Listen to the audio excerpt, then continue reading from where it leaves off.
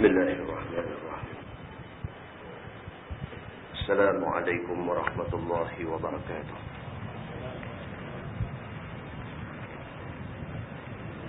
الحمد لله وبه نستعين. أشهد أن لا إله إلا الله وحده لا شريك له، وأشهد أن سيدنا محمدا عبده ورسوله، ونصلي ونسلم على هذا النبي الكريم سيد المرسلين وعلى آله وصحبه أجمعين. أما بعد، أيها المؤمنون اتقوا الله، أوصيكم وإياي بتقوى الله، فقد فاز المتقون. Muslimin dan muslimat, mudah-mudahan dirahmati Allah Subhanahu wa taala. Di dalam sebuah hadis riwayat daripada Anas bin Malik radhiyallahu anhu, kata dia, qala Rasulullah sallallahu alaihi wasallam, la alaikum an ta'jabu bi ahadin hatta tanzuru bima yuhtamu lahu, fa innal 'amil ya'malu zamanan min 'umrihi aw burhatan min dahri bi'amalin salih, law mata 'alayhi dakhala al-jannah, ثم يتحول فيعمل عملا سيئا، وإن العبد لا يعمل عمل البرحة من دهره بعمل سيء، لو مات عليه دخل النار، ثم يتحول فيعمل عملا صالحا، وإذا أراد الله بعبده خيرا استعمله قبل موته. قالوا وكيف يستعمله؟ قال النبي صلى الله عليه وسلم يوفقه لعمل صالح ثم يقبضه عليه، atau kama qala, hadis riwayat Imam Ahmad. Nabi sallallahu alaihi wasallam bersabda, kata Nabi, la alaikum an ta'jabu bi ahadin hatta tanzuru bima yuhtamu lahu. Janganlah kamu tergesa-gesa kagum dengan seseorang manusia, sehinggalah kamu dapat melihat penutup amalannya. Nabi kata macam tu. Nabi kata kita tengok orang depan kita lah ni tak boleh dengan dandan rasa dia ni hebat sangat, tak boleh. Pasti kita tak tahu dia ni kesudahan dia macam mana. Kita dulu baca cerita tentang Bal'am bin Ba'ura, apa jadi kat dia. Bukan sahaja permulaan hidup dia bagus, bahkan dia hidup sebagai orang yang bagus-bagus.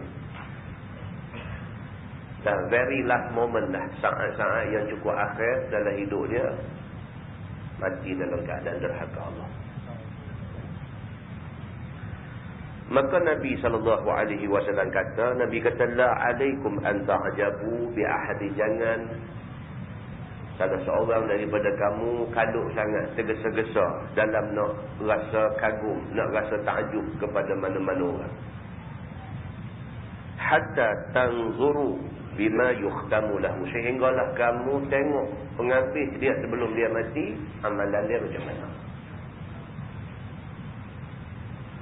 Itu sebab tuan-tuan, kalau orang tu dah mati dah, masa mati dia amal dia cukup cantik, itu kita kena kagum. Lagi dia tak mati, kita boleh buat contoh kepada amal baik dia duk buat semasa hidup. Tapi tak boleh kita kata dia ni kok mana pun ceritanya jadi ahli syurga, tak boleh lagi.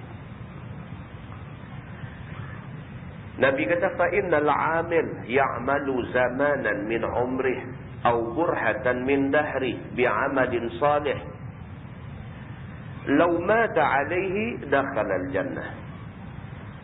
Nabi kata ada berlaku satu orang manusia, dia beramal sepanjang umur dia, sepanjang masa yang Tuhan bagi dia hidup, dia beramal dengan amal saleh. Daripada awal kita kenal dia orang bagus, kecil-kecil pun orang bagus, sampailah dia dewasa, dia orang bagus dan sebagainya. Mata kita tengok dia, mata kita duk kenal dia satu orang yang bagus. Sehingga kan kita kata lau mata alaihi dakhala al-jannah. Sampai kita kata dia ni kalau matilah tentu jadi ahli syurga. Summa yatahawwalu. Kata Nabi sallallahu alaihi wasallam, kemudian tiba-tiba berubah dia sebelum mati. Summa yatahawwalu, tiba-tiba ubah, Allah ubah dia sebelum dia mati, berubah dia ni sebelum mati. Fayamalu amalan sayyi'an, tiba-tiba dia beramal dengan amal yang jahat, yang tak elok. Daripada kecil kita kenal dia orang bagus, daripada kecil kita kata dia ni memang budak baik, sampailah dia dewasa, sampailah dia jadi orang tua, kita kata dia orang baik. Summa yatahawwalu, Nabi kata tiba-tiba berubah dia ni, fayamalu amalan sayyi'an, dekat dah hujung umur nak mati, dia berubah, dia buat benda jahat. Nabi kata biasa berlaku macam ni. Wa innal 'abda la ya'malu 'amalal burhah min dahrihi bi'amalin sayyi. Sebaliknya Nabi kata ada satu orang hamba, dia ni pula seumur-umur hidup, sepanjang-panjang hidup, duk buat perbuatan, duk buat amalan yang sayyi, yang jahat, yang tak elok. Lau mata alaihi dakhala an-nar. Sampai orang kata dia ni kalau matilah, tak ada tang lain lah, tentu neraka. Orang kenal dia ni kenal jahat. Apa benda jahat yang dia tak buat? Minum arak, berzina, judi, bunuh orang. Summa yatahawwalu, tiba-tiba dekat dia nak mati, berubah dia, fayamalu amalan salihah. 2 minggu sebelum mati berubah jadi manusia cukup baik punya manusia.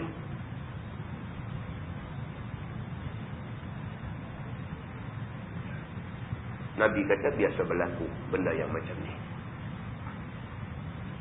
Wa idza arada Allahu bi'abdihi khaira ista'malahu qabla mautih. Nabi kata demikianlah. Apabila Allah Subhanahu wa taala mau hamba dia tu jadi baik, maka Allah jadikan dia satu orang yang beramal soleh sebelum mati. Sangat penting dalam hidup manusia ni ialah qabla mautih, sebelum mati tu. Buat baik macam mana pun dekat nak mati dia pergi jadi jahat, dia pergi minum arak, dia pergi berzina, dia pergi jadi orang, habis jahanam. Dia buat jahat dan sebagainya, dekat nak mati dia bertaubat, menangis, menyesal atas apa perbuatan dia dan sebagainya, dia ubah sungguh-sungguh. Allah Subhanahu wa taala tamatkan hidup dia dengan husnul khatimah. Maka Nabi buat kesimpulan, Nabi kata wa iza aradallahu bi'abdihi khaira. Apabila Allah nak satu hamba dia, satu manusia itu dapat kebaikan, ista'malahu qabla mautih. Allah jadikan dia orang yang beramal dengan amal soleh sebelum mati. Sahabat bila dengar Nabi kata lagu tu, sahabat tanya, qalu wa kaifa yasta'milu? Bagaimana Allah nak buat dia bagi jadi orang yang beramal soleh dekat nak mati ni? Macam mana ya Rasulullah? Kata Nabi SAW, yuwaffiquhu li'amalin salih summa yaqbiduhu alayhi. Allah Subhanahu wa taala memberi taufik kepada dia untuk dia buat amal soleh, kemudian Allah cabut nyawa dia. Muslimin dan muslimah yang dirahmati Allah sekalian, hadis ni sangat sesuai untuk kita jadikan satu ingatan pada diri kita. Jadi baik daripada awal bagus, bukan kata tak bagus. Kita dah baca hadis banyak kali dah. Nabi kata sab'atun yuzilluhumullahu fi zillih yawma la zilla illa zilluh. Nabi kata ada 7 golongan manusia, Allah akan bagi naungan, Allah akan bagi lindungan pada dia pada hari yang tak ada lindungan, tak ada naungan, iaitu di padang mahsyar itu. Semua orang kena panas terik sebagai azab sebelum dihisab. Ada 7 golongan manusia, Allah tak bagi mereka ni kena panas. Sebaliknya Allah teduh mereka. Di antara 7 golongan itu, syabun nasha'ah min ibadatillah. Itu boleh satu riwayat, dia kata syabun nasha'ah fi ibadatillah. Satu orang budak muda yang dia ni nasha'ah, dia membesar daripada kecil sampai besar. Dia tumbuh membesar dalam keadaan beribadah kepada Allah. Daripada awal memang dia bagus, sampai dia mati dia bagus. Dia dapat naungan Allah di padang mahsyar. Hak kita takut ni, mula dia bagi bagus. Mai lagi setahun, 2 tahun nak mati, dia berubah jadi jahat. Na'udzubillahi min dzalik. Muslimin dan muslimat yang dirahmati Allah sekalian. Dalam sebuah hadis riwayat daripada Anas bin Malik radhiyallahu anhu, kata dia, qala Rasulullah sallallahu alaihi wasallam, inna a'malakum tu'radu ala aqaribikum wa asyairikum minal amwat. Fa in kana khairan istabsharu bih. Wa in kana ghaira dhalik qalu Allahumma la tumithum hatta tahdiyahum kama hadaitana. Atau kama qala, hadis riwayat Imam Ahmad. Nabi SAW bersabda, Nabi kata sesungguhnya semua amalan manusia akan ditunjukkan kepada aqaribikum wa asyairikum, kepada kaum keluarga dan sanak saudara dia yang sudah mati. Apa kita duk buat atas dunia ni? Kita buat baik, kita buat jahat, kita buat apa ni? Amalan kita buat ni Allah tunjuk dekat aqarib, dekat kaum kerabat kita, wa asyair, kepada sanak saudara, adik-beradik kita. Hak dah mati dah. Mereka duduk dalam kubur, mereka boleh nampak. Allah tunjuk dekat mereka apa yang anak cucu mereka duk buat lah ni. Dan bayangkan, ada di kalangan kita, pak dah mati, mak dah mati dan sebagainya. Rupa-rupanya Allah tunjuk dekat mereka. Allah bentangkan kepada mereka apa yang anak cucu duk buat ni. Fa in kana khairan, kalau kita buat baik, sembahyang tak tinggal, mengaji agama, rajin baca Quran, zikir duduk di mulut, sedekah jariah, benda baik kita duk buat, istabsharu bih, maka seronoklah adik-beradik yang sudah mati. Seronok, sejuk mereka tengok ni anak cucu keturunan mereka yang mereka tinggal ni merupakan orang yang baik-baik. Wa in kana ghaira zalik, Nabi kata, tapi kalau amalan yang dibuat oleh yang masih hidup ni sebaliknya, jahat, dengan minum arak, dengan semua benda hak Tuhan larang ni dia duk buat dan sebagainya, qalu, maka berkata al-amwat, orang mati dalam kubur yang diperlihatkan amalan ni, maka berkata mereka ni, Allahumma la tumithum hatta tahdiyahum kama hadaitana. Mereka minta dekat Tuhan. Mereka kata, ya Allah, janganlah bagi mati lagi ni anak cucu kami ni, melainkan setelah kamu bagi hidayah kepada mereka. Pasal apa? Pasal ahli kubur tahu dah. Kata apa dia duduk dengar masa sebelum mati tu betul. Mereka tahu dah. Mereka tahu dah macam mana saat-saat genting nyawa nak terbit daripada badan tu, macam mana gerunnya suasana itu, macam mana malaikat maut mai duduk sebelah kanan sebelah kiri ni. Mereka tahu dah, mereka dah experience dah benda ni. Mereka rasa macam mana mayat diusung, macam mana mereka dibawa diletak dalam liang, macam mana selesai ke bumi saja terus main muka dan nakir. Mereka dah jumpa dah, mereka dah lalu dah benda ni. Mereka dah dengar dah soalan muka dan nakir dekat mereka ni. Mereka dah dengar dah, mereka boleh jawab, mereka tak boleh jawab. Semua mereka dah ada pengalaman dah. Hak Nabi SAW kata kubur ni kadang-kadang dia jadi luah maddal basar. Sehingga seluah mata memandang. Mereka dah jumpa dah. Kalau kubur ni jadi sempit sampai menghimpit tulang rusuk sampai berselisih pun ada sebahagian mereka dah kena dah. Maka mereka merupakan golongan yang sudah pun melalui apa yang disebut oleh Nabi SAW di dalam hadis-hadis Nabi ni. Tiba-tiba bila dibentangkan kepada mereka amalan anak cucu mereka yang masih lagi tak kenal Allah Subhanahu Wa Taala ni. Mereka kata Allahumma la tumithum hatta tahdiyahum kama hadaitana. Ya Allah, jangan bagi matilah anak cucu kami ni melainkan setelah kamu bagi hidayah kepada mereka macam mana kami diberi hidayah oleh kamu dulu. Muslimin dan muslimat yang dirahmati Allah sekalian. Kita beruntung. Pasal apa? Pasal kita sebelum mati kita dan dengar hadis-hadis ni. Untung. Berbanding dengan ramai orang pun tak pernah dengar hadis ni. Jadi tak ada beza. Kalau sekiranya kita sudah dengar hadis ni tapi tak ada perubahan. Tak ada beza dengan orang yang tak pernah dengar hadis ni. Jadi apa yang kita nak simpulkan daripada dua hadis yang kita baca ni ialah biarlah kita dengar, kita buat perubahan. Tak ada manusia yang duduk pada kedudukan sudah sempurna sehingga tak perlu berubah. Tak ada. Melainkan manusia ni sentiasa berada pada satu kedudukan yang dia masih boleh perbaik banyak benda. Jadi kita perbaik. Jangan perosok. Kita perbaik.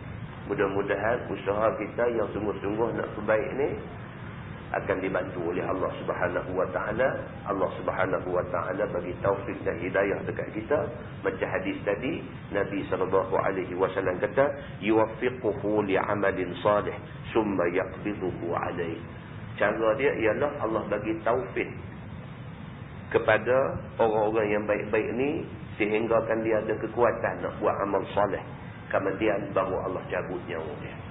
Mudah-mudahan kita dapat apa yang Nabi SAW sebut dalam hadis ni insya-Allah.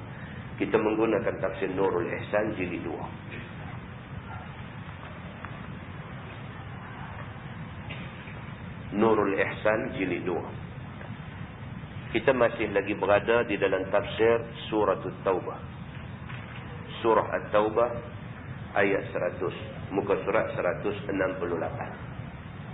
Muka surat 168. A'udzubillahi minasyaitanir rajim. Was-sabiquna al-awwalun minal muhajirin wal ansar.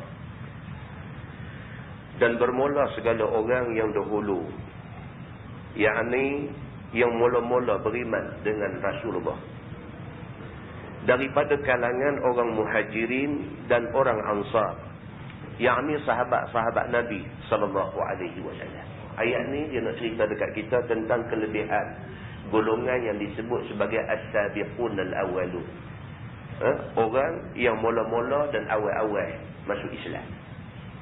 Dalam hadis Nabi SAW sendiri bagi tahu tak sama di antara orang yang masuk Islam sebelum hijrah dengan orang yang masuk Islam selepas hijrah. Nabi kata tak sama.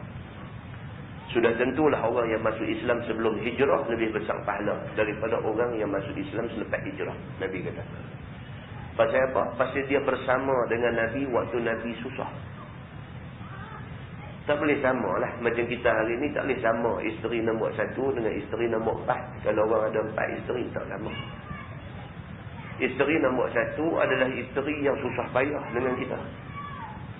Kita mula-mula menikah dengan dia dulu susah bukan main, pakai dapur minyak, pakai dapur kayu, lepas tu beli dapur minyak. Isteri nombor 4 menikah dengan kita semua dah spesial dah. Pasal kita daripada mula hidup tak berapa senang, bila umur makin meningkat baru makin senang. Maka tak boleh kita sama pengorbanan hak nombor 1 dengan hak nombor 4. Hak nombor 1 susah sungguh masa dia nak mula hidup dengan kita. Biasa tidur atas 3 getah aja. Demikian bandingan sahabat-sahabat Nabi. As-sabiqun al-awwalun adalah golongan sahabat yang mereka ni daripada awal-awal Nabi seru kepada Islam dalam keadaan tak ada orang Islam. Sayyidina Abu Bakar, Sayyidina Umar, Sayyidina Osman, Sayyidina Ali, ini adalah as-sabiqun al-awwalun. Ibnu Abbas kata as-sabiqun al-awwalun adalah mereka yang terlibat di dalam bai'atul ridwan. Ini as-sabiqun al-awwalun. Orang yang join Nabi, yang masuk Islam bersama dengan Nabi pada zaman kegetiran Islam, zaman awal-awal Islam, zaman tak ada mana, melainkan pahit semata-mata mereka sanggup masuk Islam. Kita cerita di masjid mana baru ni, hari Senin baru ni, cerita tentang Suhaib bin Sinan Ar-Rumi. Daripada orang luar, bukan orang Mekah, orang luar masuk ke Mekah, tak ada apa, daripada awal-awal tak ada apa, mula menyaga sikit-sikit sampai akhirnya jadi satu orang ahli perniagaan yang kaya raya. Dia buat harta kekayaan di Makkah. Kemudian dia terima Islam. Dia masuk Islam. Bila Nabi nak hijrah daripada Makkah ke Madinah, dia nak hijrah sama. Dia nak bawa. Cakap-cakap mana boleh bawa. Tiba-tiba kafir Quraisy mai kata dekat dia, hang ingat balik, hang masuk mai ke sini dulu tak ada apa. Hang nak keluar daripada Makkah, hang jangan bawa apa. Dia kata tak apa, kalau tu yang hampa mau, dia tinggal semua. Dia saja naik kuda, berdek di padang pasir, nak ikut Nabi SAW. Dah sampai tengah padang pasir, pitahan lagi.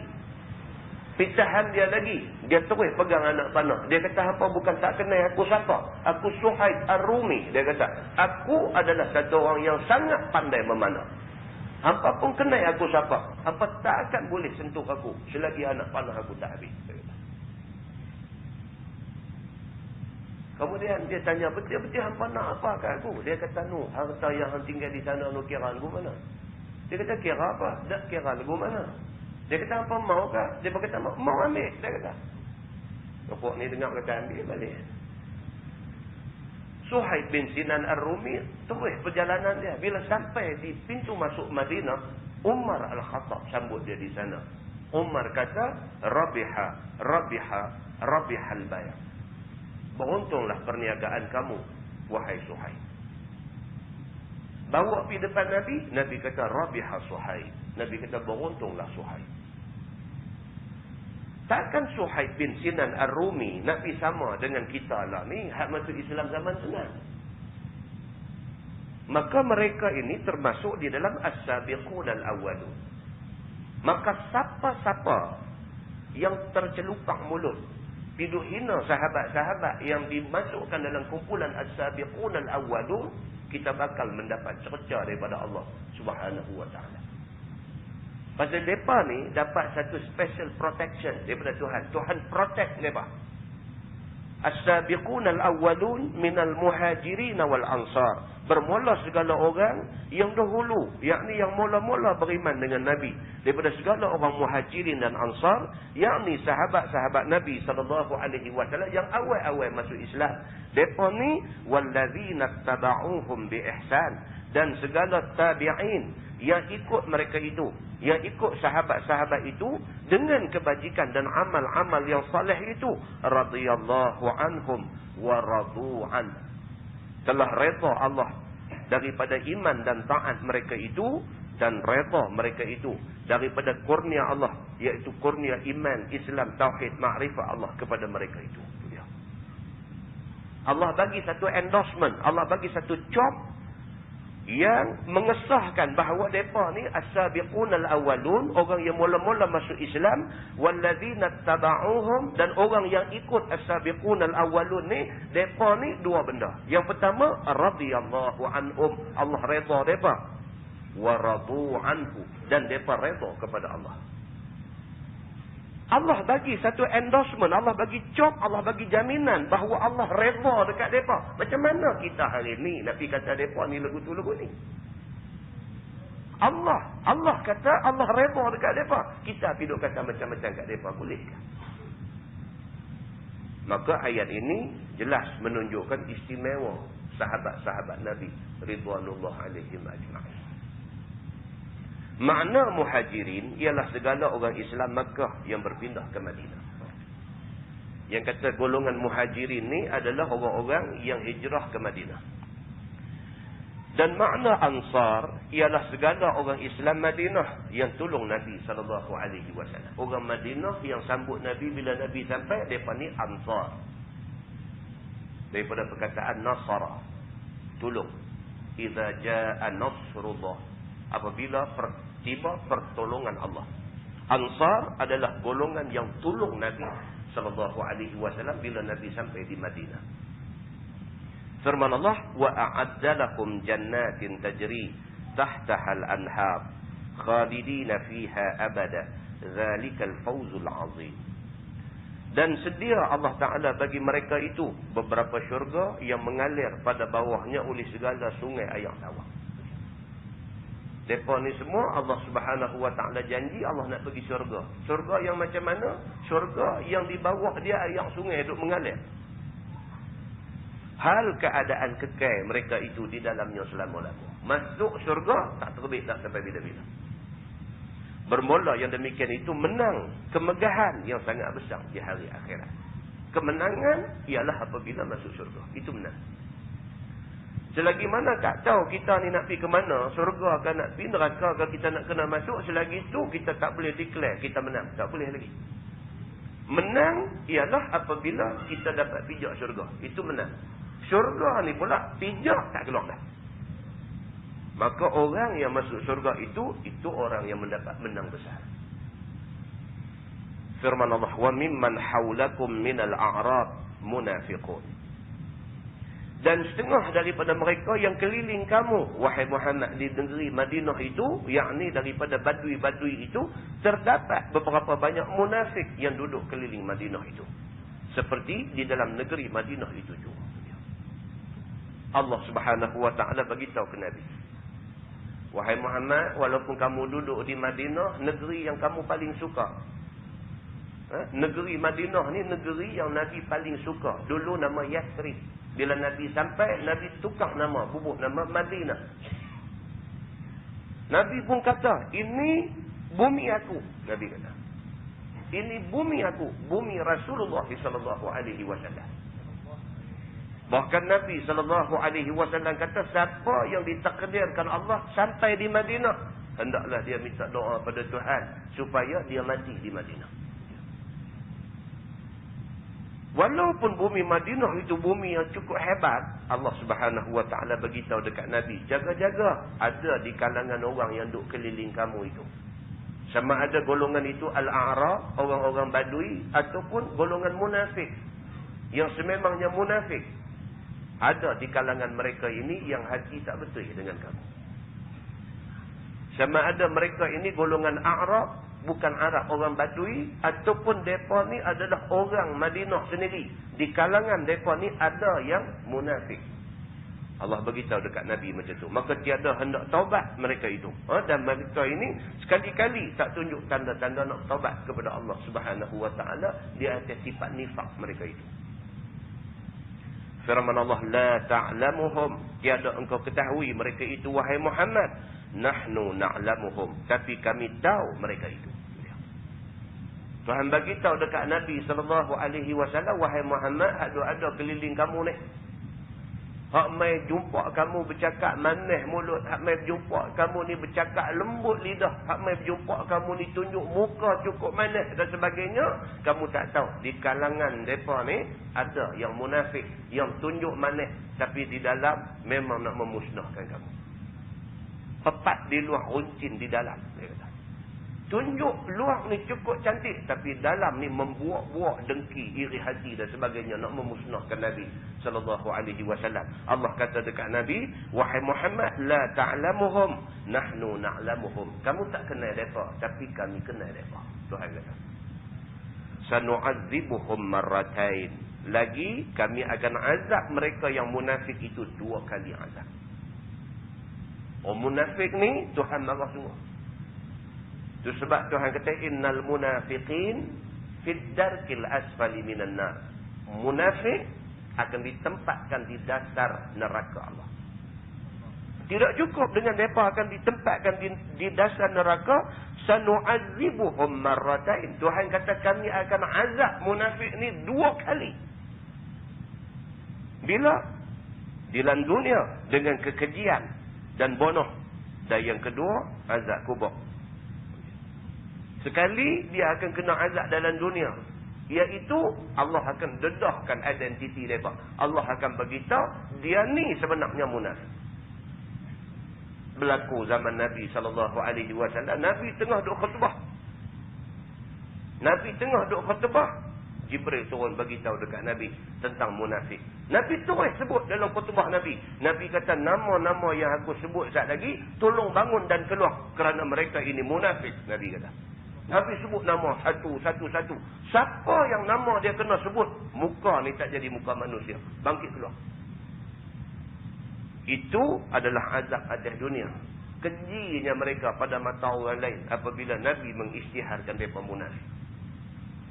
Dan juga azab dunia juga azab bunuh. Bila mai perang, mati munafik ni bukan sikit. Perang Badar mati, perang Uhud mati dan sebagainya. Dan yang kedua, sudah mati tak selesai lagi. Masuk dalam kubur, dikenakan azab kubur yang sangat dahsyat kepada orang munafik ini. Maka Tuhan kata, sanu'adzibuhum marratain. Kami akan azab orang munafik ni 2 kali. Tak macam orang lain kena. Maka kekejian itu, baca khutbah Nabi SAW. Ni ada cerita kita sebut ni. Baca khutbah Nabi SAW satu hari.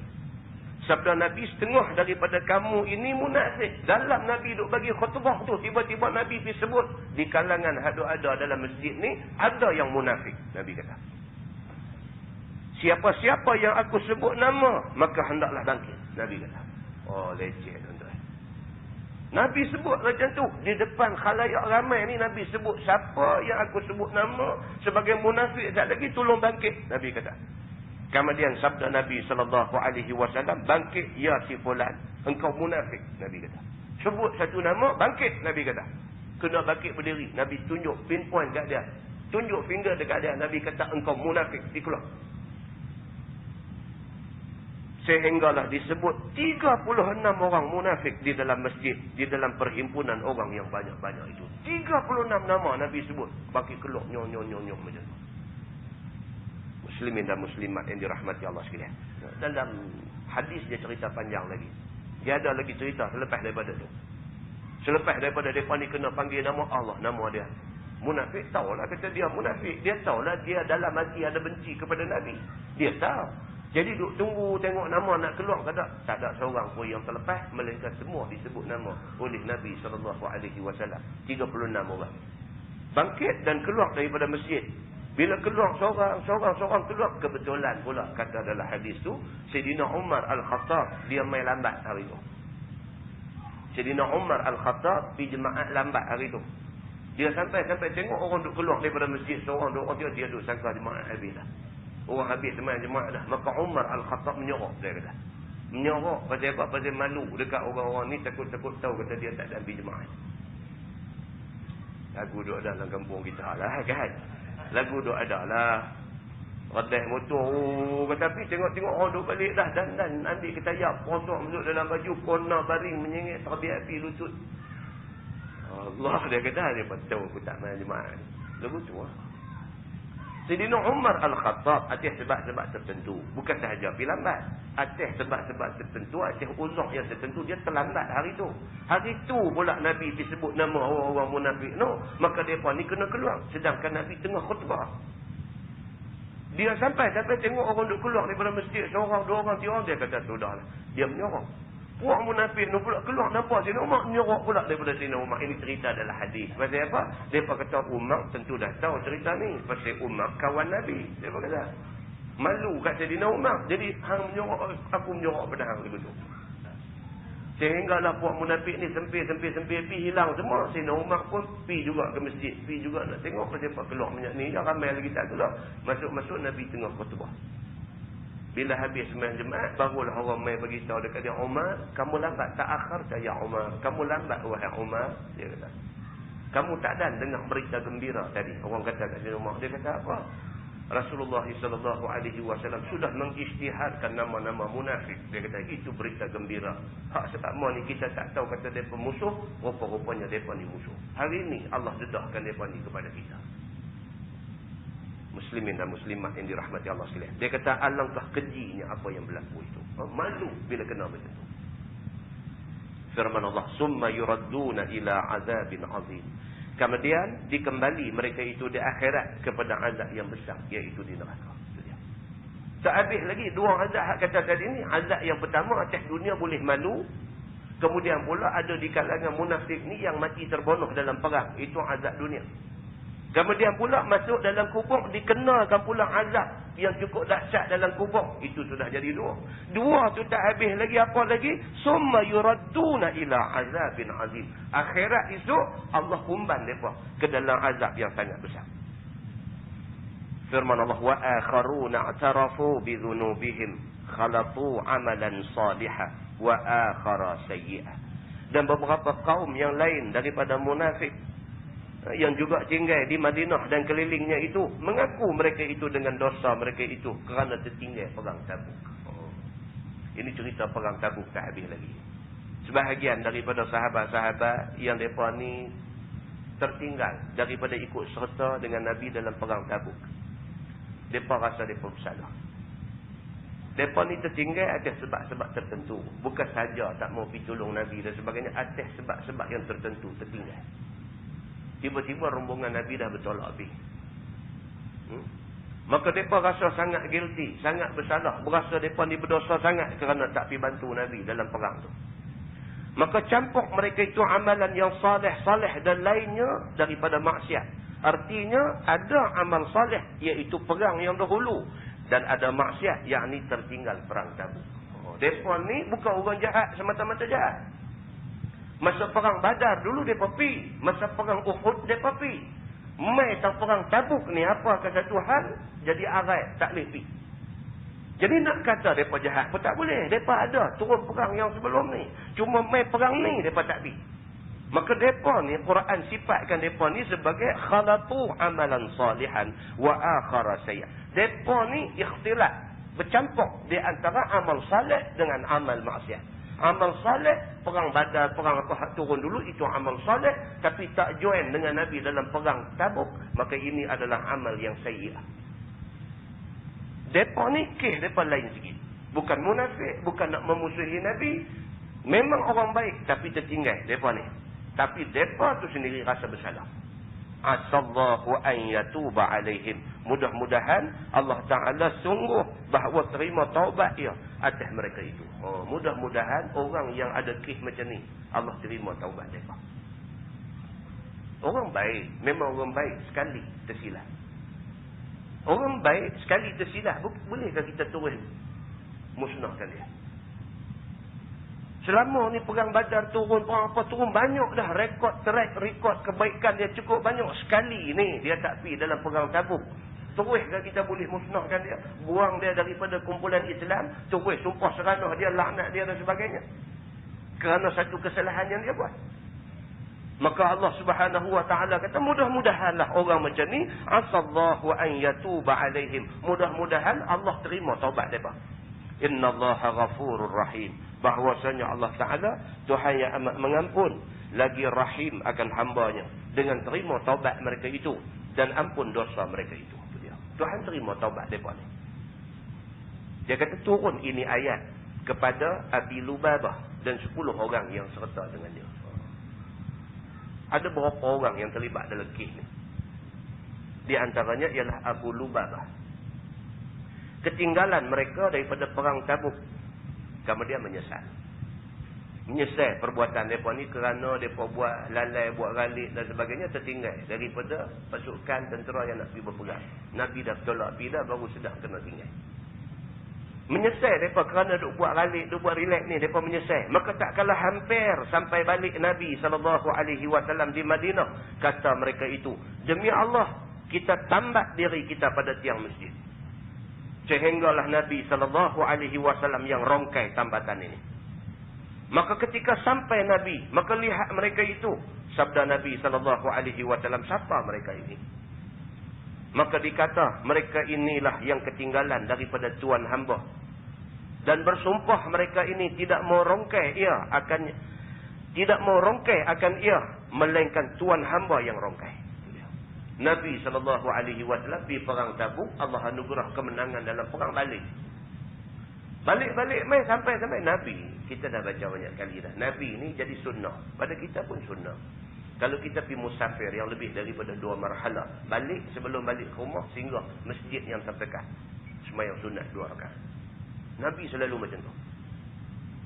Nabi SAW balik daripada perang Tabuk, bila sampai aja Nabi masjid lah. Nabi nak pergi masjid. Tapi tengok ada berapa orang duk tambat diri di tiang masjid. Nabi kata, ni siapa pula ni? Orang beritahu dekat Nabi, ya Rasulullah, inilah orang yang tertinggal masa Tuan nak turun di perang Tabuk dulu. Mereka tertinggal. Mereka menyesal kerana mereka duk buat galik, duk buat apa semua. Dengan kerana tu mereka tertinggal, tak turut serta dalam perang. Mereka menyesal. Sebagai bukti kata mereka menyesal, mereka pergi tambat badan mereka di tiang masjid. Dan mereka kata, demi Allah, mereka tak mau buka tambatan ini. Nabi saja yang boleh buka tambatnya. Maka orang beritahu kepada Nabi SAW benda ni. Maka sabda Nabi SAW, demi Allah, tiada aku rongkai sehingga disuruh oleh Allah. Ya. Nabi pula bila dengar macam tu, Nabi kata, demi Allah, aku tak berani nak pergi rongkai. Melainkan Allah perintah aku suruh rongkai daripada ni. Punggah daripada ni. Maka tak kala lepas 12 hari. 12 hari duk kena tambat di tiang tu. Maka turun ayat ini. Maka datanglah Nabi SAW rongkai mereka itu. 12 hari baru turun ayat yang kita baca tadi yang mengatakan Allah Subhanahu wa taala terima taubat depa. Asallahu an yatuba alaihim innallaha ghafurur rahim. Bila turun ayat tu, maka Nabi SAW pun terus pergi ke masjid rongkai tali hadu ikat depa yang sebelah awang ni. Maka ketika lepas mereka itu, sembah masing-masing, ya Rasulullah, ambil ini harta kami yang sebab beri ketinggalan kami ini, sedekah dengannya. Bila Nabi lepas daripada terus kata dekat Nabi, dia kata, ya Rasulullah, ni harta benda kami ada ni, ambil pergi sedekah ke orang semua. Kerana harta ni lah kami lambat hari itu sampai tertinggal pasukan nak pergi perang. Kerana duk kalut dengan harta ni yang kami tak pergi perang hari tu ni. Duk kalut nak apa ni, nak keluar pergi banyak hari, takut dari kawak mai apa kan semua. Duk takut yang tu. Kerana harta ni kami jadi terlambat. Allah ni harta ni ambil pergi. Kami tak mau tengok dah. Kerana harta ni jadi kami macam ni. Ambil harta ni pergi sedekah kat orang semua. Maka sabda Nabi SAW, tiada disuruh Allah Subhanahu wa taala. Nabi kata, Allah tak suruh, aku tak ambil. Nabi ni juga tuan-tuan tengok. Dia tak buat ikut suka dia. Nabi ni yang kata Nabi SAW ni apa pun nanti tak tunggu Tuhan nak kata apa. Nanti tak Tuhan nak kata apa. Kita hari ni tahu dah Tuhan kata apa. Belah biar. Peduli apa. Bukan tak tahu tak benda ni tak boleh. Quran turun dah berapa ribu tahun dah. Tahu tak. Biar. Nabi SAW sendiri. Dia kata Allah tak suruh. Aku tak buat. Maka turun ayat, khudh min amwalihim sadaqah tutahhiruhum wa tuzakkihim biha. Maka turun ayat maksudnya, ambil olehmu wahai Muhammad daripada harta mereka itu sebagai sedekah yang mensucikan akan mereka itu dan membersihkan akan mereka itu daripada dosa mereka itu. Tuhan turun ayat, khudh min amwalihim sadaqah. Wahai Muhammad, pergi ambil harta hak depa suruh ambil itu, ambil sebagai sedekah. Maka ambil Nabi SAW sulus daripada harta mereka itu. Nabi tak pergi ambil semua. Nabi ambil 1/3 aja daripada harta ada ke mereka. Nabi ambil 1/3. Dan sedekah dengannya sebagai kafarah kepada dosa mereka.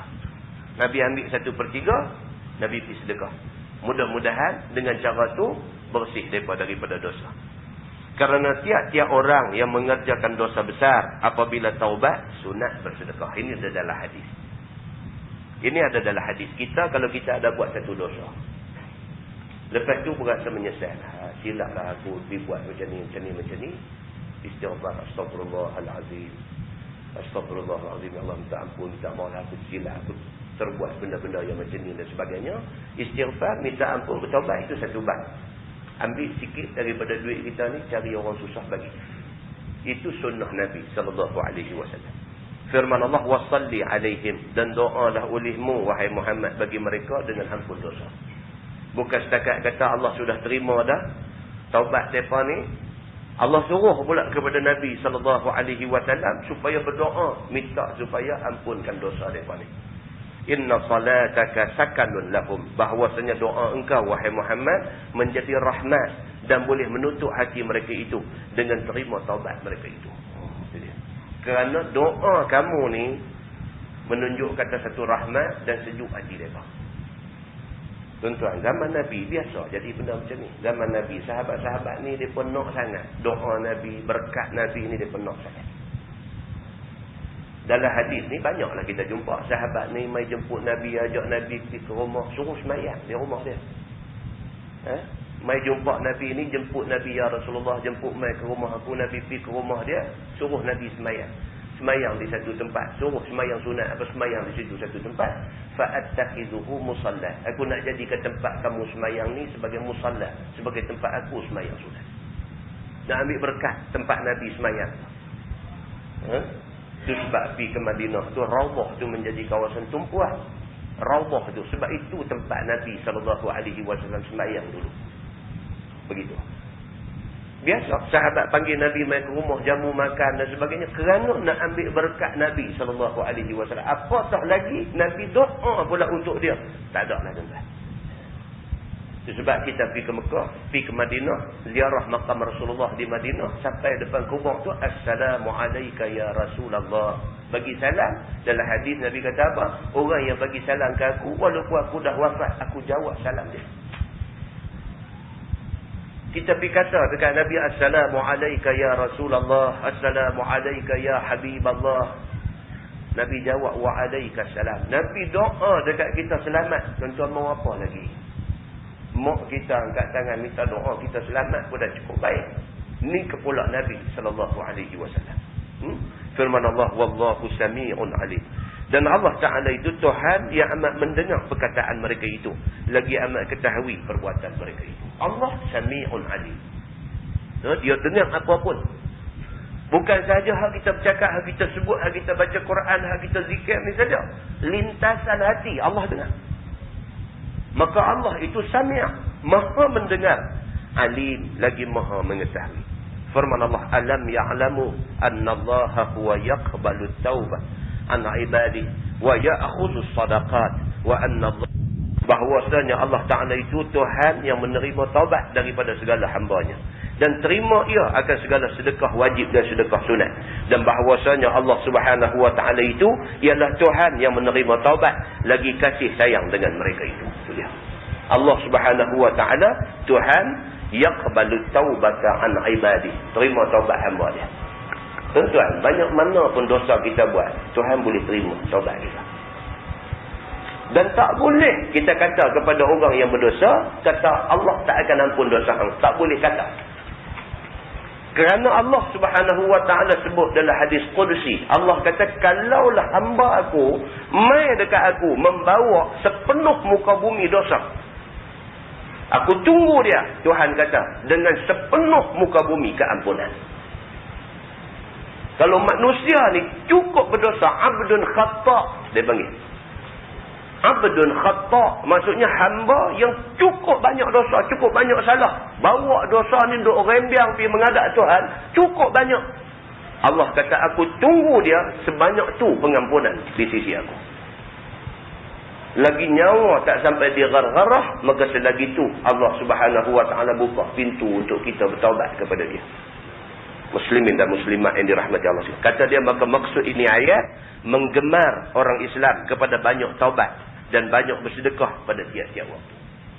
Ayat ni bertujuan nak bagi satu semangat, satu galakkan. Dia nak encourage kita supaya kita kuat bertaubat. Tuan-tuan, kalau kita tiap-tiap kali lepas sembahyang, tiap-tiap kali assalamualaikum warahmatullahi, assalamualaikum warahmatullahi, astaghfirullahalazim, astaghfirullahalazim, astaghfirullahalazim alladzi la ilaha illa huwal hayyul qayyum wa atubu ilaik, 15 kali. 15 kali cukup. Kalau 5 kali sembahyang berapa? Tak 70 lebih. Nabi SAW manusia yang bertaubat sehari semalam tidak kurang daripada 70 kali. Ada satu riwayat kata tidak kurang daripada 100 kali. Kita sedah nak redah habis sampai 70 tak buat. Tapi kalau tiap-tiap kali lepas satu sembahyang fardu, astagfirullahalazim, astagfirullahalazim 15 kali tuan-tuan. 5 waktu sembahyang kita dah pergi 70 lebih. Minta ampun kepada Allah Subhanahu wa taala pada tiap-tiap waktu disuruh oleh Allah Subhanahu wa taala. Firman Allah, waqul, dan kata olehmu wahai Muhammad bagi orang Islam dan bagi orang munafik juga. I'malu, berbuatlah amal kamu sekalian. Apa kehendak, sama ada kebajikan ataupun kejahatan. Tuhan kata dalam Quran, i'malu, buat kerja. Maksudnya buat kerja baik. Kita tak usah kira orang, tuan-tuan. Kita tak usah kira orang. Orang ni kita buat apa pun tak kena. Hak kita buat baik pun mereka boleh pergi tafsir kata tak betul. Hak kita buat ikhlas, mereka pergi boleh buat cerita kata tak ikhlas. Hak kita buat kerana Allah, mereka pergi kata kita buat bukan kerana Allah. Kalau kita nak kutip apa orang kata, kita tak buat apa. Orang hadut kata tu dia tak buat apa. Dia kerja kata kat kita aja. Quran kata waqul, dan katakanlah wahai Muhammad, i'malu, kerja hang, fikir apa kebaikan boleh buat. Buat berapa banyak kebaikan. Daripada hak besar sampai hak kecil. Benda tu benda baik, kita buat. Pasal apa? Allah Subhanahu wa taala kata, "Fasayarallahu 'amalakum wa rasuluhu wal mu'minun wa saturadduna ila 'alimil ghaibi wasyahadah fayunabbi'ukum bima kuntum ta'malun." Maka lagi lihat akan amalan kamu itu oleh Allah, oleh Rasul dan segala orang-orang yang beriman, yakni kemudian daripada mati kamu. Itu dia. Akhirat itu masa tu akan dilihat amalan yang kita buat. Hak selama ni kita duk buat siapa pun tak tahu ni, Allah tahu. Mai hari akhirat esok masa tu Allah akan tunjuk apa yang kita buat masa hidup di atas dunia ni. Allah tunjuk, Allah tengok, Rasul tengok, orang yang beriman semua tengok. Oh, kata tak tahu, kata dia ni macam ni punya duk buat kebaikan. Kita duk kata kat dia, kita pun tak ada banyak tu. Masa tu Allah Subhanahu wa taala akan tunjuk dan dikembali kamu kepada Allah. Allah Tuhan yang ketahui benda gaib dan benda yang nyata. Pasal apa? Pasal masa tu manusia kok mana pun balik menghadap Allah Subhanahu wa taala. Allah alimul ghaib wasyahadah. Tuhan yang alim, yang maha mengetahui, yang tahu benda gaib dan benda nyata. Tuan-tuan, kita buat satu benda, siapa yang tahu? Ikhlas kata ikhlas, siapa tahu? Allah aja tahu. Ikhlas ni benda gaib, benda yang tak nampak tengok. Dua orang duk semayang, satu semayang ikhlas, satu semayang dengan niat tidak betul. Kita tengok, kita nampak dua-dua semayang. Tapi Allah Subhanahu wa taala, Allah, pandangan Allah terhadap manusia ni pandangan dia terus. Allah nampak hati dia ni ikhlas kata ikhlas. Allah tahu semayang ikhlas, B tak ikhlas. Allah tahu. Maka Allah itu alimul ghaib wasyahadah. Allah itu Tuhan yang tahu benda gaib dan benda yang nyata. Dengan bangkit kubur pada hari kiamat, maka mengkhabar Allah akan kamu, tiap-tiap seorang, sama ada laki-laki ataupun perempuan, dengan barang yang ada kamu kerja di dalam dunia, daripada kebajikan ataupun kejahatan, maka balas Allah akan kamu dengan dia. Di sana esok Tuhan bagi tahu berapa banyak hak baik kita buat, berapa banyak benda jahat, benda buruk, benda dosa, benda sakti yang kita buat. Allah tunjuk di sana, senarai panjang nanti keluar di sana. Muslimin dan muslimat yang dirahmati Allah sekalian. Ayat ni sebenarnya ubat dekat kita, ubat. Ubat. Tak payah sakit jiwa, tak payah sakit hati, tak payah sakit apa. Kita fikir benda ni baik, benda ni agama suruh kita buat. Kita buat. Doa dekat Tuhan, ya Allah tolong pelihara hati kita ni bagi ikhlas. Kita buat. Manusia nak keji kita, manusia nak kata apa, itu manusia punya hal. Manusia punya hal tak akan memudaratkan kita. Tapi kalau Allah Subhanahu wa taala buat hal dengan kita, itu menyusahkan kita. Muslimin dan muslimat yang dirahmati Allah sekalian. Wa akharuna murjauna li amrillah imma yu'adzibuhum wa imma yatubu alaihim. Dan segala jamaah yang lain yang ketinggalan daripada Tabuk itu, harap mereka itu bagi hukum Allah pada mereka itu. Imma mengazab mereka itu ataupun taubat atas mereka itu. Maka mereka itu ada 3 orang, iaitu Murarah bin Ar-Rabi' dan Hilal bin Umayyah dan Ka'ab bin Malik. Ketiga-tiga ni ketinggalan mereka itu kerana sakit dan kerana nak menuntut kemenangan, bukan kerana munafik. Dan tiada minta uzur mereka itu kepada Nabi SAW seperti orang lain. Maka dirantai kerjaan mereka itu 50 hari. Dirantai ni maksudnya 50 hari kes mereka ni pending. Tak tahu apa keputusan, pending. Digantung keputusan terhadap kes mereka 3 orang ni. Pending dulu. Hak tadi 11 orang. Hak 11 orang tadi ni serupa juga tak ikut Nabi dalam perang Tabuk. Mereka rasa bersalah, mereka rasa mereka ni tersilap, mereka buat satu benda yang mereka terus ditambat diri mereka di tiang masjid. Nabi SAW balik tengok, Nabi tanya ni apa hal dan sebagainya, maka akhirnya mereka ni turun ayat. Setelah 12 hari duduk tambat di tiang itu, turun ayat Allah SWT ampun dosa mereka. Nabi sendiri pirongkai mereka daripada kena tambat di tiang masjid. Ni pula cerita 3 orang pula. Siapa dia? Murarah bin Ar-Rabi', Hilal bin Umayyah. Ni kita baca di masjid Seberang Jaya ni. Hilal bin Umayyah. Balik-balik ke rumah tengok bini tengah duduk zina dengan orang. Ini Hilal bin Umayyah. Dia ni seorang. Kemudian Ka'ab bin Malik. 3 orang ni ketinggalan daripada perang kerana ada uzur. Kerana ada uzur. Bukan kerana munafik mereka ni. Maka apabila Nabi SAW balik mai beratok mereka ni nak pergi jumpa Nabi. Beratok sampai kat mereka. Mereka pun habang betul-betul. Apa kes yang berlaku dekat mereka dan sebagainya.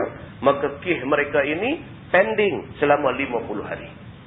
Ini akan dijelaskan di dalam ayat 117, 118 yang akan datang. Dia akan cerita khusus tentang kes 3 orang ni. Kita simpan hadis panjang tentang Ka'ab bin Malik ni. Kita simpan untuk baca pada ayat 117, ayat 118 nanti. Dan dia tak bercakap akan mereka itu oleh manusia. Bahkan Nabi SAW bagi tahu dekat sahabat-sahabat semua, termasuk isteri kepada Ka'ab bin Malik ni, jangan hidup sembang apa dengan lelaki. 50 hari kes ini pending sebab tunggu keputusan daripada Allah SWT sama ada mereka ni found guilty, dia anggap bersalah ataupun tidak. 50 hari kena tunggu. Maka dalam tempoh 50 hari itu, siapa pun tak bercakap dengan mereka, siapa pun tak bertegur siapa dengan mereka, mereka betul-betul kena boykot atas perintah Nabi SAW. Sehinggalah turun ayat tentang terima taubat mereka itu. Turun ayat 117, 118 itu, turun ayat tu. Nabi SAW pun, bila Nabi mengarahkan supaya mereka ni semua diboykot, Nabi pun dalam tempoh masa 50 hari itu, sangatlah duka cita. Nabi ni satu orang yang berhati lembut. Dia tak suka kalau jadi masalah dengan orang. Nabi ni dia satu manusia yang hati cukup bersih. Dia tak suka kalau jadi masalah dengan sahabat ni. Dia tak suka. Bila maikih macam ni, Nabi sendiri tiap-tiap kali lepas semayang minta doa dekat Allah. Minta Allah bagi jawapan tentang hati orang ni. Betul ke mereka ni? Salah ke mereka ni? Kalau salah apa hukuman? Minta Allah cepat-cepat buat turun ayat. Senang. Nabi pun sendiri sangat duka cita kerana melihat sahabat dia duka cita. Tunggu ni Allah pending kes ni 50 hari baru turun ayat kata Allah terima taubat mereka ni semua. Lepas sembahyang subuh terima ayat ni, Nabi SAW tak boleh tahan dah. Terus beralih kepada sahabat-sahabat ni. Nabi kata tolong siapa-siapa pergi habaq dekat, terutamanya Ka'ab bin Malik ni, pergi habaq dekat dia bahawa Allah sudah terima taubat dia. Sahabat ni pun terima perintah Nabi ni, selari dengan turun ayat ni, menangis masing-masing ni, lari ke rumah Ka'ab bin Malik ni. Berlari di rumah Ka'ab bin Malik ni, abshiru, abshiru, abshiru. Wahai Ka'ab, bergembiralah, bergembiralah, bergembiralah. Sudah turun ayat, Allah terima taubat kamu. Ini cerita tentang perang Tabuk saja. Dia kata wallahu alimun hakim. Dan Allah Ta'ala itu Tuhan yang amat tahu akan makhluknya. Lagi amat hakim, amat bijaksana pada perbuatannya. Allah pending kes tu, Allah gantung kes tu 50 hari. Allah hakim. Allah maha bijaksana. Kenapa Allah tangguh sampai 50 hari? Kita tak boleh kata apa Tuhan buat macam ni. Allah dia hakim, dia maha bijaksana. Allah memutuskan depa ni didera, ditorture depa ni selama 50 hari nak tunggu keputusan daripada Allah. Bukan sahaja pengajaran kepada 3 orang ni, bahkan pengajaran kepada seluruh umat Islam. Jangan ingat mudah kita bantah Allah Subhanahu wa taala. Tak boleh ingat mudah. Wallahu a'lam. Lepas ni kita masuk cerita Masjid Dirar. Masjid Dirar ayat 107. Firman Allah, walladzina ittakhadhu masjidan dirara wa kufra wa tafriqa bainal mu'minin wa irsadan liman haraballahu wa rasulah min qablu. Kita akan tengok cerita ni yang kata Masjid Dirar ni macam mana. Yang kata Masjid Dirar ni macam mana. Masjid Dirar ni pada perkataan mudarat. Mudarat. Orang lah kata mudarat. Orang lah ditakti sebut bad. Kan hadir dia kata hazir. Kan hadir dia kata hazir. Tak boleh nak sebut. Kan? So, mudarat, dia kata mudarat. Mudarat. Gitu. So, perkataan Masjid Dirar, darar, makna dia mudarat. Kenapa masjid itu dianggap sebagai masjid yang mudarat? Dia akan cerita. Dan dalam Quran juga sebut bukan sahaja masjid dan dirara. Bahkan dia disebut wa kufra. Masjid kufur. Pasal apa? Masjid pun ada disebut masjid kufur. Kenapa disebut masjid itu masjid kufur? Dia ada cerita dia.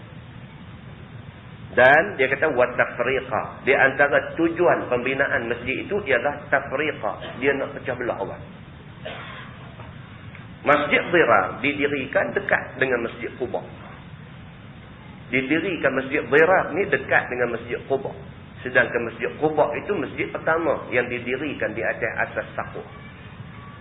Nabi hijrah daripada Mekah ke Madinah. Sebelum sampai di Madinah tu Nabi singgah di Quba. Singgah, Nabi terus suruh buat masjid. Sehingga kan Nabi SAW kata sembahyang di Masjid Quba menyamai pahala 1 umrah. Nabi kata. Dan hadis kata Nabi SAW tiap-tiap hari Sabtu tak boleh berkenderaan, berjalan kaki. Nabi akan pergi sembahyang di Masjid Quba. Istimewa Masjid Quba ni. Tiba-tiba Masjid Quba yang sangat istimewanya itu cuba disaingi oleh dia ni. Dia pergi buat satu masjid lagi cantik dekat Masjid Quba dengan niat tafriqah, dengan niat nak pecah orang supaya orang korang pergi sana mai kat dia semua.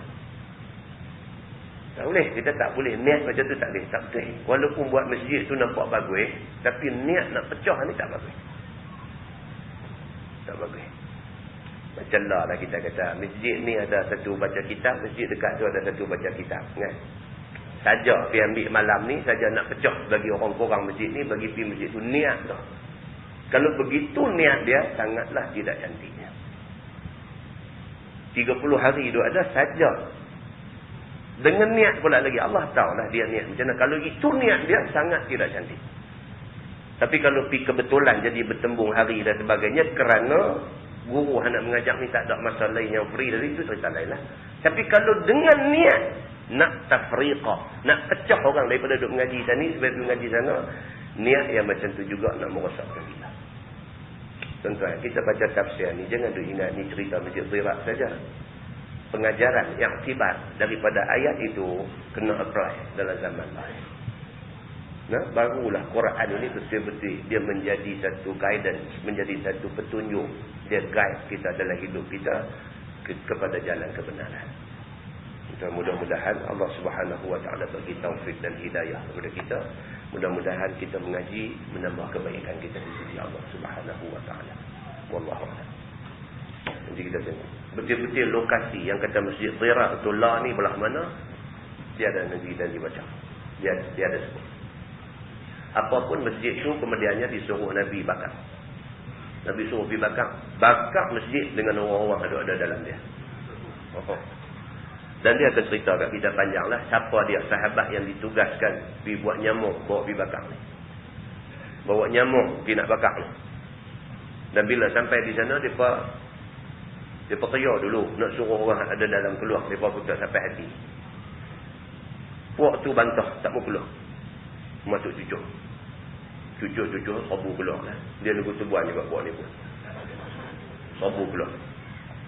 Sampai hangus masjid tu, kemudian diperintahkan supaya tapak masjid itu dijadikan tempat lungguh sampah. Dia cerita dia besar. Ini adalah cerita konspirasi lah. Cerita konspirasi. Nabi dijemput untuk pergi sembahyang di Masjid Dhirar ni sebelum Nabi keluar perang Tabuk. Tapi Nabi kata tak boleh sebab aku dah pun bersedia untuk nak pergi perang. Nanti aku balik daripada perang Tabuk, aku pergi sembahyang. Nabi kan nak pergi lah. Orang buat masjid ni nak panggil pergi rasmi, baguslah. Balik daripada perang Tabuk, sehari selepas bertolak daripada Tabuk, Allah hantar Jibril turun mai. Bagi tahu wahai Muhammad, masjid yang kamu nak pergi ni, ini Masjid Dhirar, masjid yang nak bawa mudalah. Jibril cerita. Dan kamu duduk di sana, kamu akan di-ambush. Sebab ni, Padri apa Nasrania. Kita akan baca detail lah cerita ni. Dia bercadang nak serang Nabi ketika Nabi duduk ada di masjid. Cerita konspirasi, satu pakatan jahat yang sangat dahsyat untuk nak bunuh Nabi sallallahu alaihi wasallam.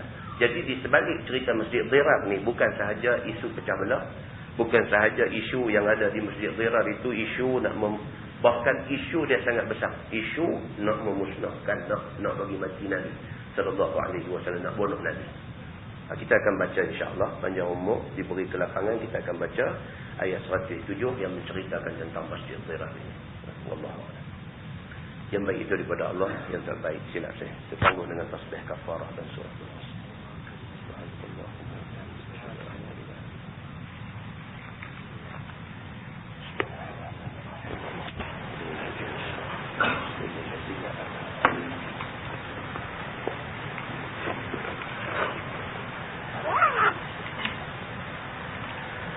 اللهم صل على محمد في الأولين والآخرين وسلم ورضي الله تبارك وتعالى عن سادتنا أصحاب سيدنا رسول الله أجمعين.